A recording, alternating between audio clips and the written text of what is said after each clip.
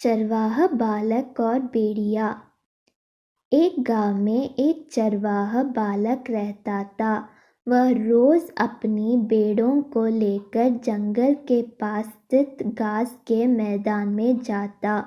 वहां वह पेड़ों को चरने के छोड़ देता और खुद एक पेड़ के नीचे बैठकर उन पर निगाह रखता। उसकी यही दिनचर्या थी। दिन भर पेड़ के नीचे बैठे बैठे उसका समय बड़ी मुश्किल से काटता था। उसे बोरियत महसूस होती थी।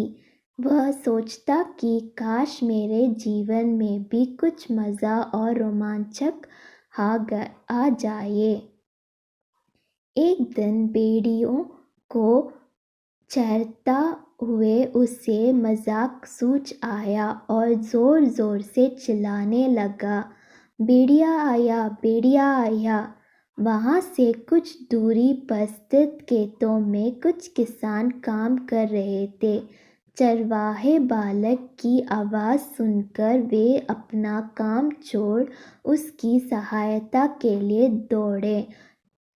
लेकिन जैसे ही वे उसके पास पहुंचे वह ठहाके मारकर हंसने लगा।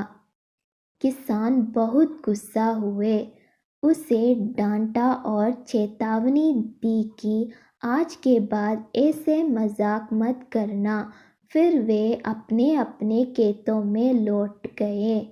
चरवाहे बालक को गांव के किसानों को भागते हुए अपने पास आता देखने में बड़ा मज़ा आया।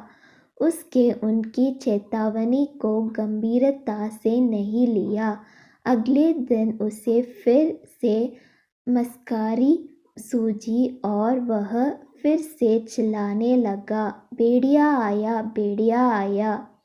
खेतों में काम कर रहे किसान अनहोनी की आशंका से फिर में दौड़े चल आए, जिन्हें देखकर चरवाहा बालक फिर से जोर जोर से हंसने लगा।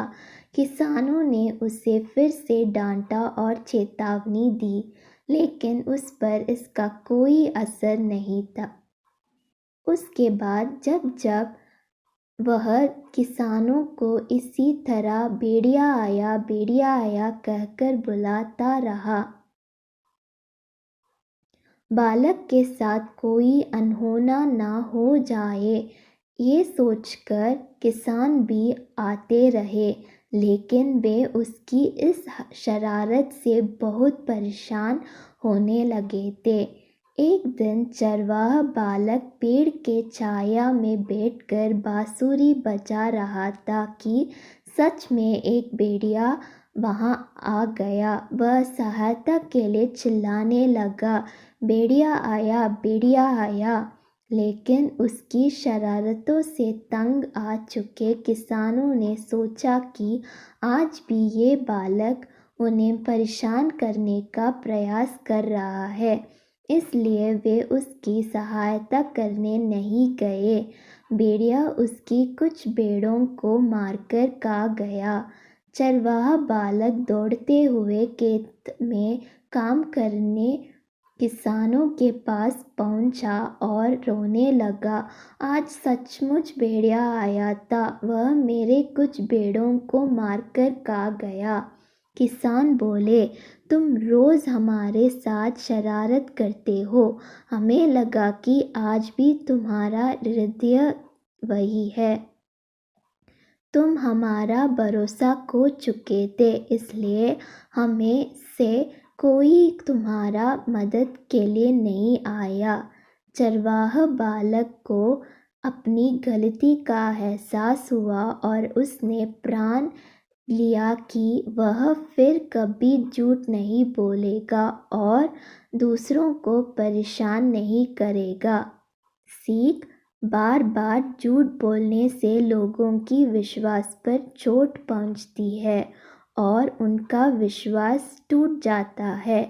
किसी का विश्वास पात्र बनना है तो हमेशा सच्चाई के साथ रहिए।